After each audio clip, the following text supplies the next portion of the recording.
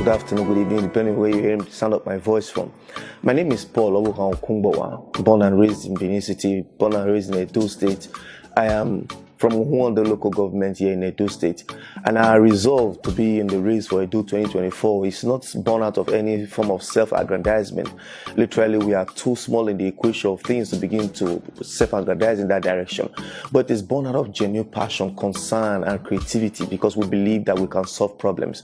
We have made frantic moves before to solve problems. We have been able to solve problems at private levels, and we feel like the board called leadership, the board called government, can actually solve more problems if we are sent with the right candidature in the right offices.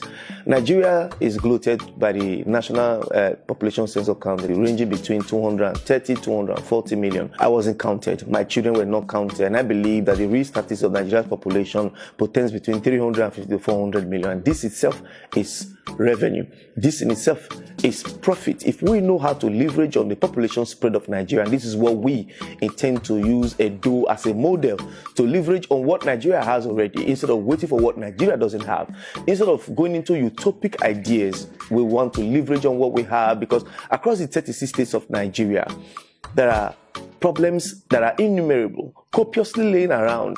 And when you bring solutions to these problems, it begins to generate the needed wealth itself. And this is the kind of leadership that we intend to institute from Edo State. We intend to bring civilization back to Edo State. We intend to reenact the place of Edo State as a state that prides itself as an incubator of knowledge, a state that has always prided itself as an incubator of sound minds. We intend to leverage on this just now, and this has necessitated our resolve to be on this political voyage, because it is apparently very clear that only using government as an institution to promote policies, it is only on that condition that we can actually make lives better. Else, we will keep opening the unending books of lamentation. We will keep writing social media posts and lambasting government. But now is the time for us to bring solutions that will make life better for the common man. And then, in the long run, by God's grace, we'll begin to live extraordinary lives. Because come to think of it, how old do one live these days to just live in perpetual sufferings? So we have put together a consumable agenda, something that is not eclectic in nature, but it's easy for you to relate with. We do not intend to wow you with so much styled write-ups that is raptured in beautiful English, but yet the people cannot comprehend what we are trying to say. We do not intend to run a government that is utopic. We intend to tell you how we intend to solve practical problems and create wealth with the practical problems that is, of course, obvious within our landscape. And then when we solve these problems, we should be able to use this to generate the needed wealth. After the post-corona era, it became apparent that if a government is to be instituted and that government doesn't know how to create wealth, the government will not survive on IGRO, the government will not survive on federal locations, and the government cannot survive on wastefulness anymore.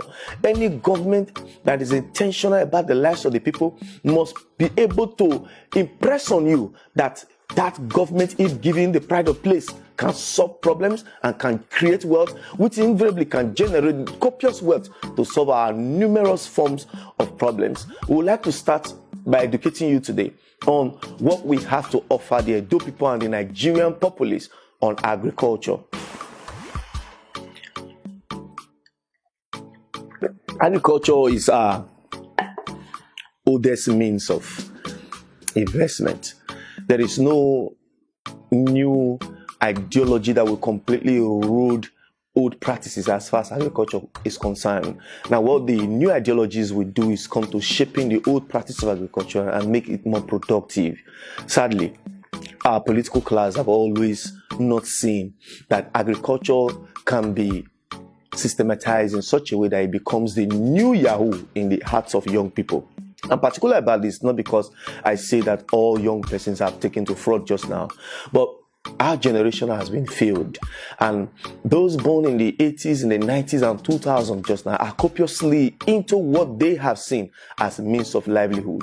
Bringing so much creativity into fraudulent practice also portends a great deal if we can redirect such creativity into productiveness that are practically evinced to solving practical problems. On agriculture, the population of Nigeria is what we intend to leverage on and make so much wealth for Edo State, increasing the GDP of Edo State, increasing the productivity of Edo State, turning Edo State from a consumer state to a producer state by every means necessary. And by every ounce of reasonability, you will understand in the course of our dialogue that Edo can actually move from being a consumer to a producer.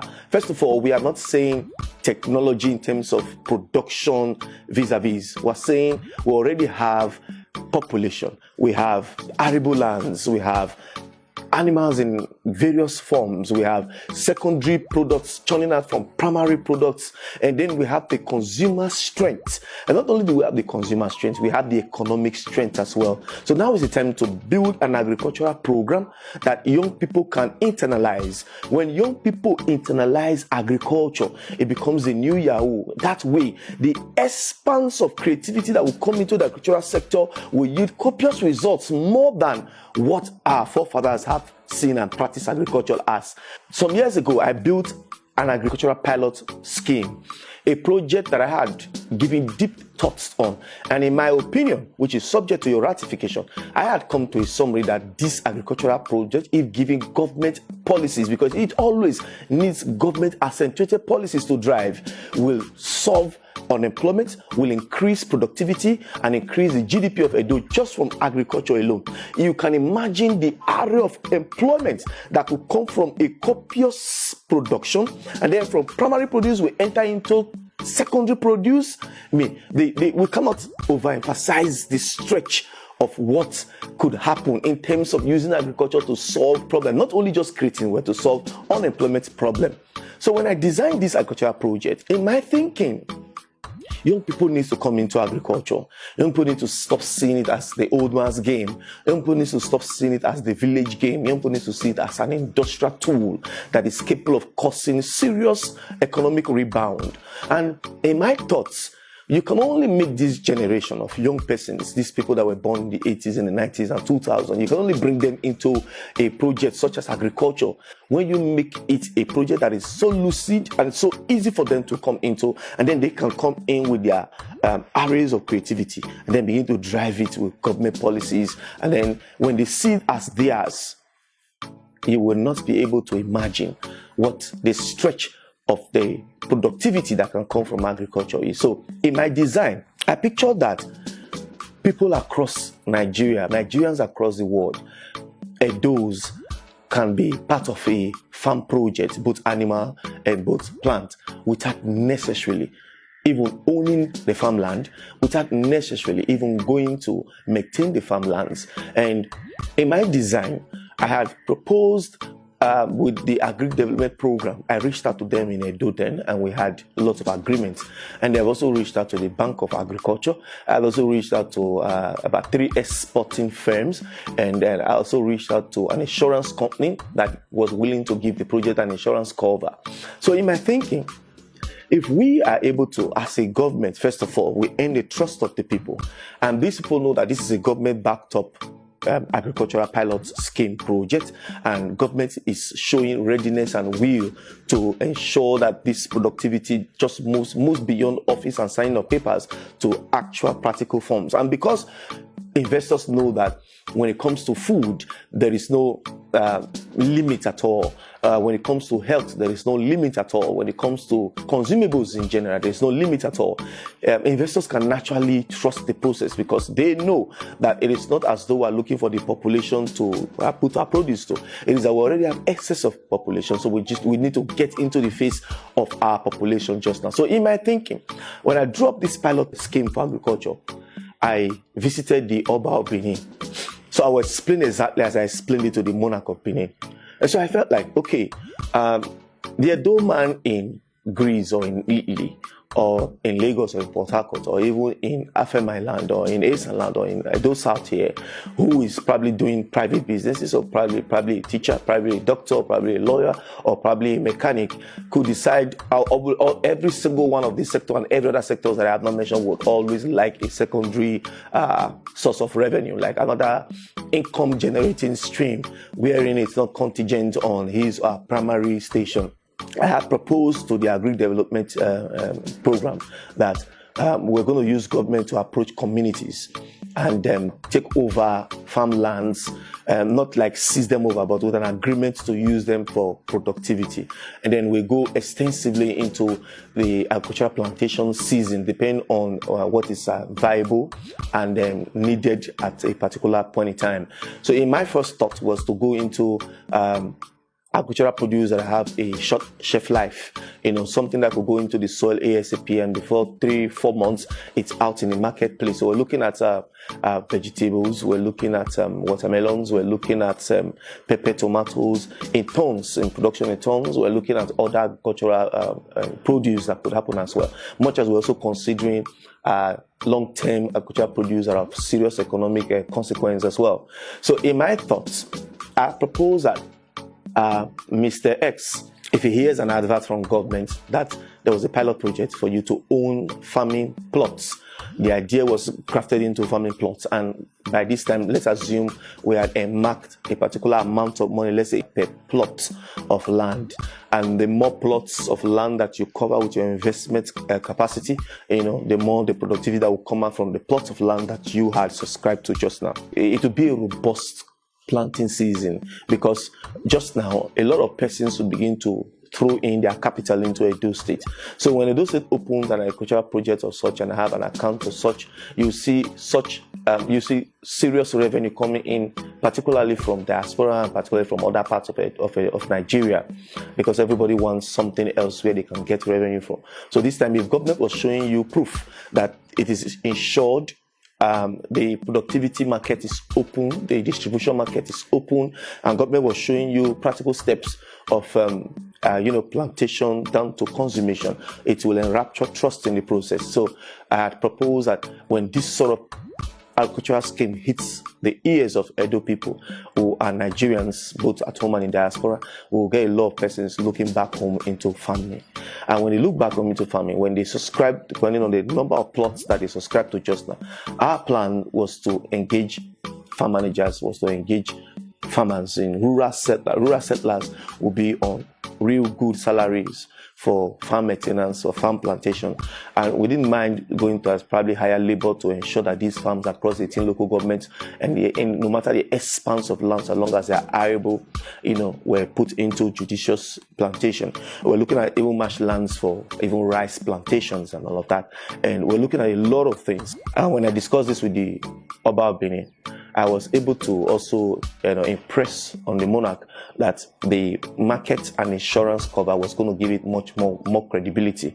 But what we had calculated just now is that when people come in their good numbers, because everybody wants another means of revenue, we have raised revenues to keep the farm project started and to take it to the end of planting season and harvest. And we will not be needing government resources. We'll be needing government policies only to back it up. Individuals will subscribe to this because every single person wants something different, an alternate source of revenue.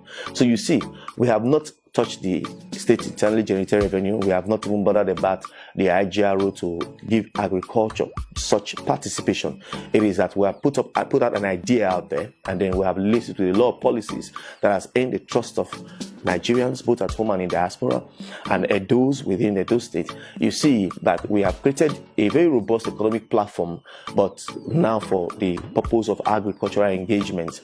And when you put this sort of scheme into operations, you will see that we can actually put the lands that are available in our rural communities into productivity. The good thing is that not only are we giving primary productions in agriculture a facelift, there'll be an accentuated economic rebound, because when you have copious productivity across primary produce, be it pineapples, be it whatever it is. So long as the tomato paste industry in Ogun State, who relocated to Ogun from Lagos because of land, begin to see that Edo is just now massively producing pepper, Edo is massively producing cabbage, Edo is massively producing tomato. I'm just using that as a case study. Edo is massively producing mangoes, Edo is massively producing cashews, Edo is massively producing pineapple. You will see the fruit processing industry will begin to look at the huge tons of productivity that is coming out from our rural environment. And then when they consider spoilage, which according to statistics, Nigeria accounts for nearly 30 billion naira loss occasioned by spoilage from farm to market, or almost on every market or every agricultural season. When these companies consider the cost of transporting these huge tons from Edo, for example, to Ogun State or to Lagos State, you will see naturally these companies begin to cite production bases or processing bases in Edo State. When they cite such base in Edo State, it not only increases the productivity of Edo State just now as regards primary produce coming out from Edo State, it means that we've been able to draw their attention for secondary utilities and processing. Now, when that happens, we have increased the GDP of Edo again. We have increased employment status of the people again. We have further engaged our young persons, whether they are skilled or unskilled labor.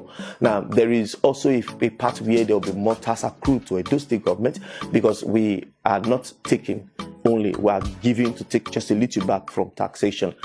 And if you do that, you will see very soon lots of made in Edo State pastries. You will see very soon lots of made in Edo State perishable. Now, because of this huge production that is happening within Edo State, the price of food naturally will begin to crash within Edo State, and then again we take whatever we have produced in huge tons. Imagine trailer loads leaving Edo State on a daily basis, moving out produce that have been harvested from our farms and processed secondarily for other gains into the 36 states of Nigeria. But it doesn't just stop there.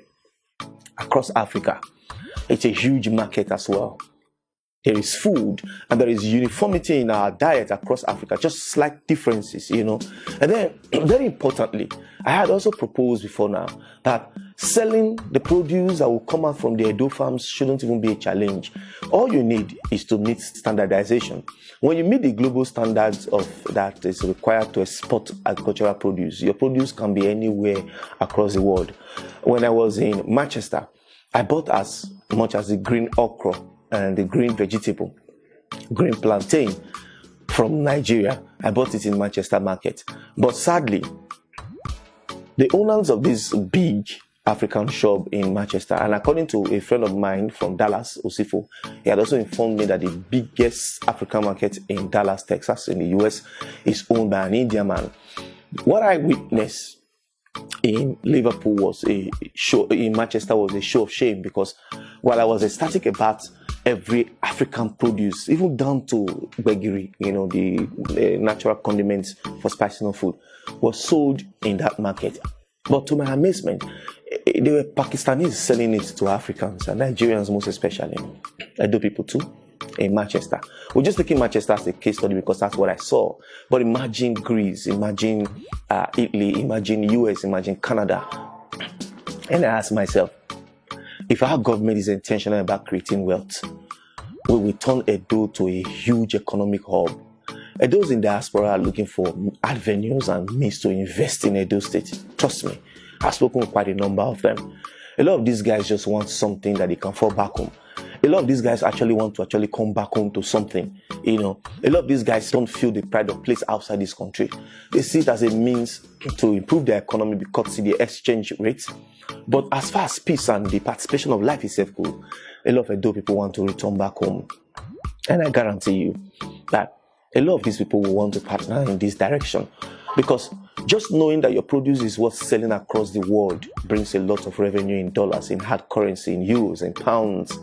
When I said to myself, how about if Edo State government, instead of going into some very, very huge, ubiquitous things that, of course, for me, will translate to no economic good immediately to the people.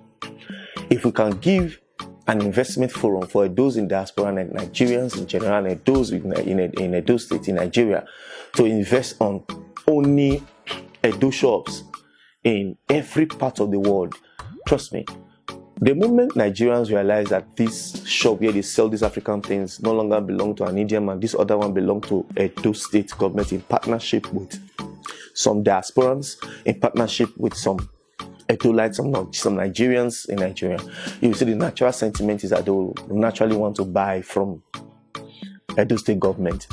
So you see the thought that I put in place just now could become a driving force that could cause a revolution in the agricultural space, because our intention is not just to start, our intention is to take it down to consumption. If we take it to consumption within Edo State, within Nigeria, so the six states, within African nations, and within the global environment where Africans and Edos and Nigerians are across the world, you see that massive production will begin to happen in Edo State, because there is already a ready exchange for it, and on top of which we'll be solving food scarcity as well. And I take into cognizance the security challenges in our rural environment, which of course occasioned by the mass influx of herdsmen who have butchered a lot of persons in their farms. In fact, that in itself is a challenge to agriculture. But on another video, I'll be doing my best to enlighten all of us on what we have proposed and how we have proposed and also experimented ways to solve our insecurity problems in our rural environment, in our urban cities, and so that our agricultural life can blossom. I want you to take up your thoughts and go along with me in this direction.